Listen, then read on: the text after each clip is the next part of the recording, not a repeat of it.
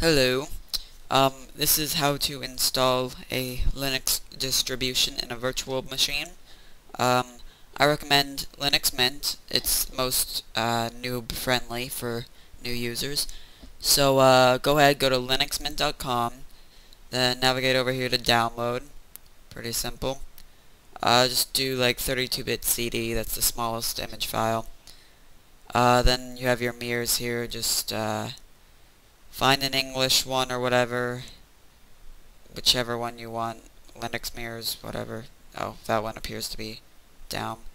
Just pick a download it. I've gone ahead and done that here. So now we have the Linux file. Next you're going to need to download Virtualbox, so go to virtualbox.org. Go ahead, just go to downloads, and go to Virtualbox for Windows, and choose, or whatever operating system you're running. Imagine you're running Windows. Go ahead, click download there, it'll start downloading. And I already have this downloaded, so I'm just going to stop it. So the install is just, like anything else you would install. Just install the program like any other program. So then go ahead, start up VirtualBox. It might take a second. It's quite a powerful machine, or program, or whatchamacallit. Especially since I'm recording. There we go. So this is VirtualBox. You can make your own operating systems within operating systems. Yo dog, heard you like operating systems, so we put operating systems in your operating systems so you can operate while you operate.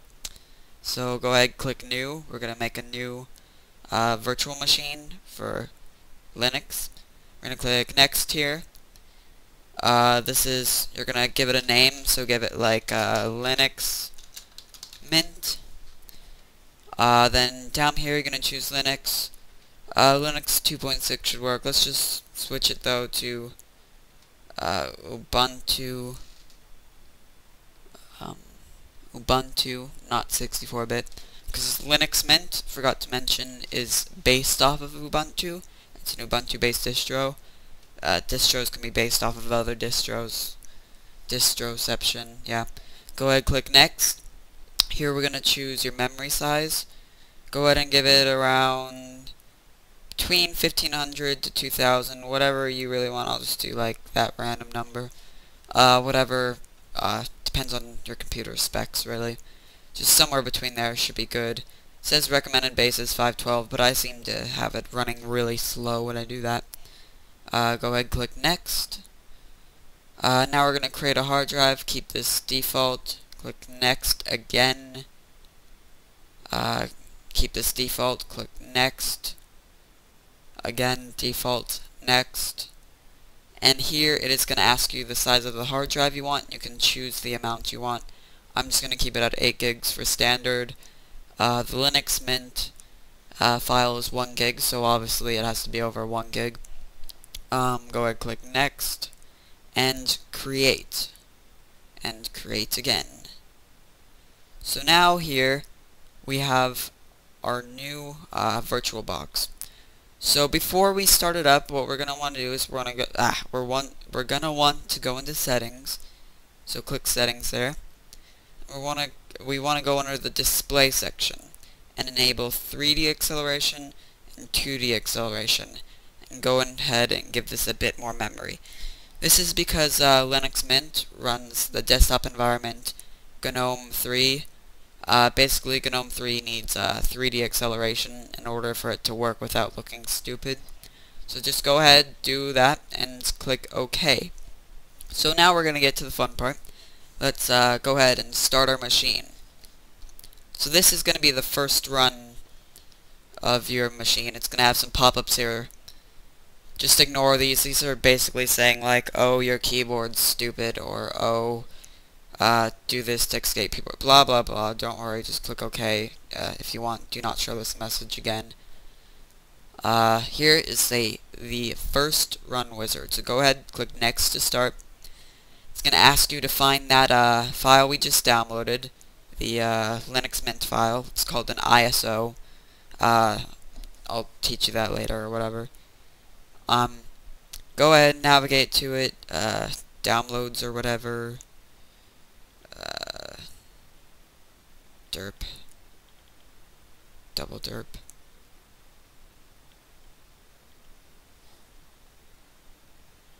Feeling like a failing boss right here. Okay, here it is. Linux Mint 12 GNOME DVD 32-bit. Oh, I downloaded the DVD. Doesn't really matter, just bigger file. Go ahead, click open, and here we go. Click next, and start. So now Linux. Oh, it went behind that box. I was a bit concerned for a second. So now it's going to be starting up the operating system. More pop-ups that don't matter. And it should automatically boot here. It's going to boot into what's called a live environment. Basically, the operating system is going to start up first, so you can actually use it while you're installing it. Unlike Windows or something, when you have to just drink a cup of tea for like 40 minutes while it's installing everything. So if you give it a minute here, while it's starting up, it should start any minute now.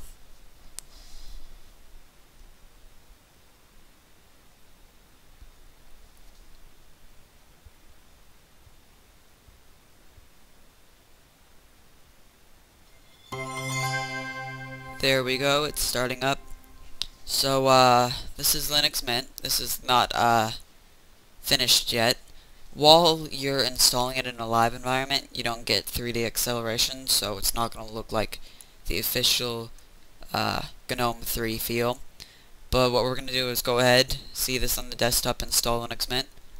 Double click it. Oh, double click it, getting some lag, running fraps, and, a Virtualbox at the same time, as expected. So this is gonna pop up in a second, and it's just your basic install. It's gonna ask for like username, password, location, all that stuff. So here we go. English. Keep it English unless you want it for something else for some reason. This is just making sure you have enough space and you're connected to the internet. So go ahead, click continue.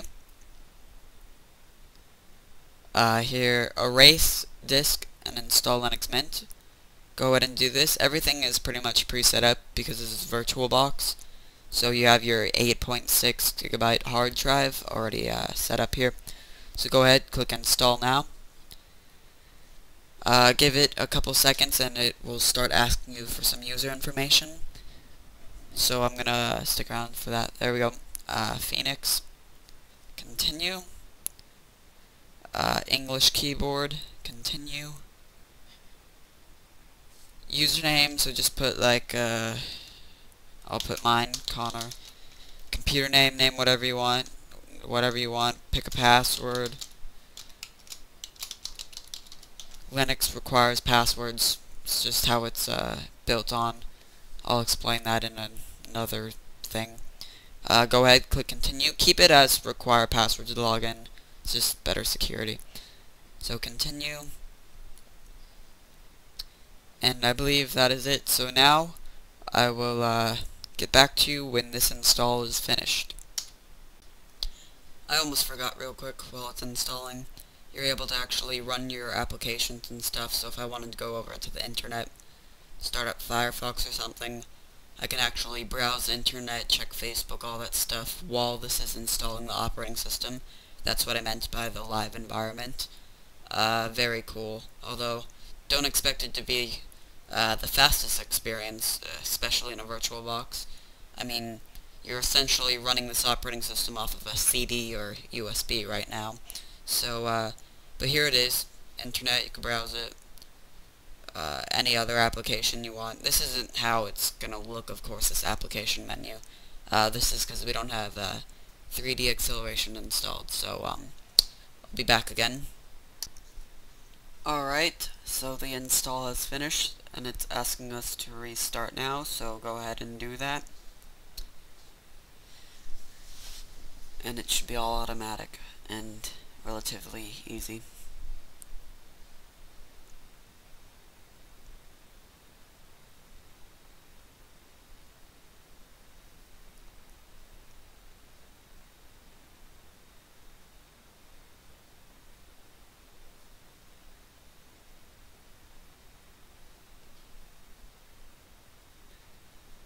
Okay, so here it's asking you to press enter and remove your devices.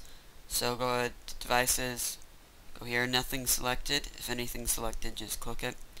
Just go ahead, click enter, and now it's restarting.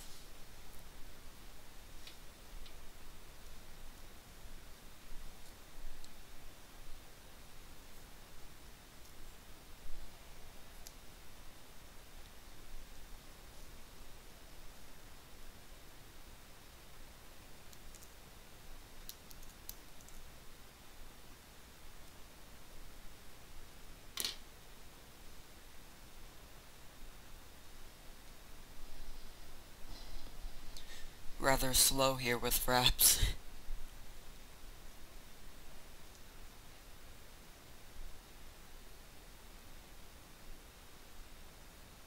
Alright, here we go. This is your startup screen. This is like DM. It's basically just a name of a login manager. Go ahead, enter your password to log in. And give it a minute to start up. As I said, virtual machines require a lot of memory. I mean, you're running a whole operating system within an operating system. So here we go. This is it loading up everything. Here's the welcome thing. Uncheck, show the set dialog, and close. Alright, so here you are. You have Linux Mint installed within your operating system.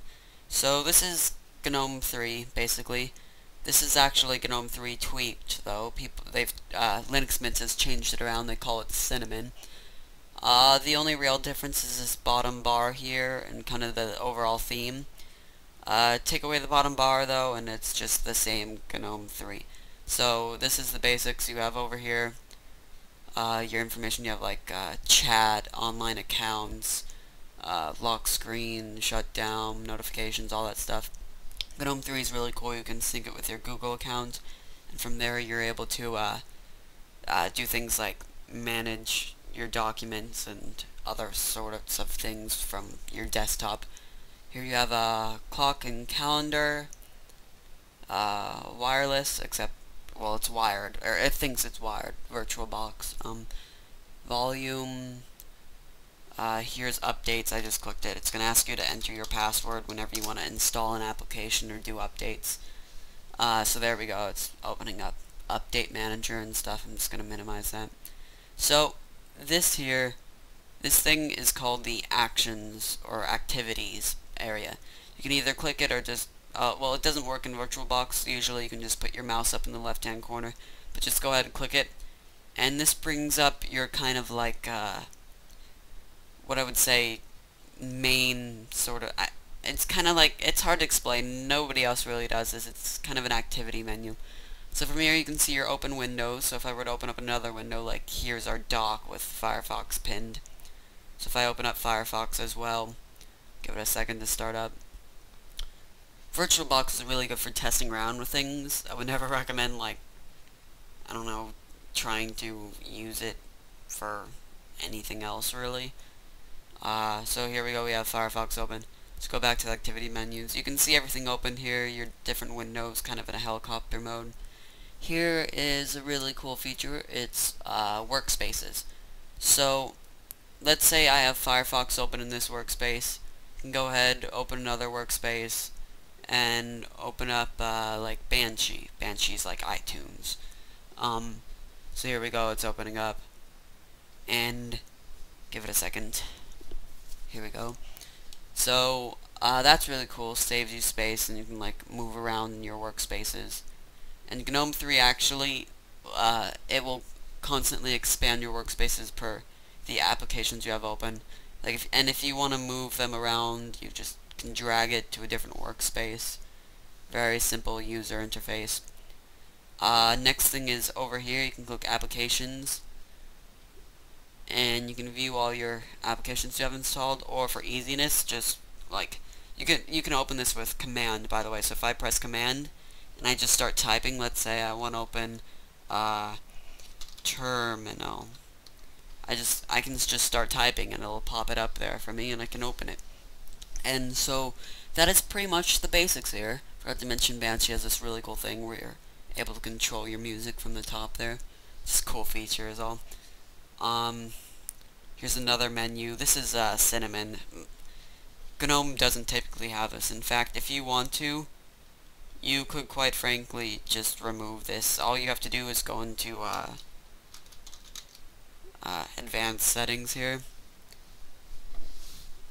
and it has all the different extensions. Basically, Cinnamon is just a bunch of extensions on top of GNOME 3. So like if I didn't want this bottom bar here, I could where is it here? Bottom panel extension. Just click off, and there you go, it's gone. On, off, on, off. You can even do like, I don't know, menu extension, gets rid of the menu there, but keeps the bottom bar. It's very customizable. People seem to give GNOME a hard time. They say it's not very customizable. I think it's pretty customizable. You can have themes, all that stuff, so I didn't change it, I didn't update it. Yeah, that's pretty much the gist of it. This is GNOME 3, or as Linux Mint calls it, Cinnamon. That's pretty much it. Enjoy.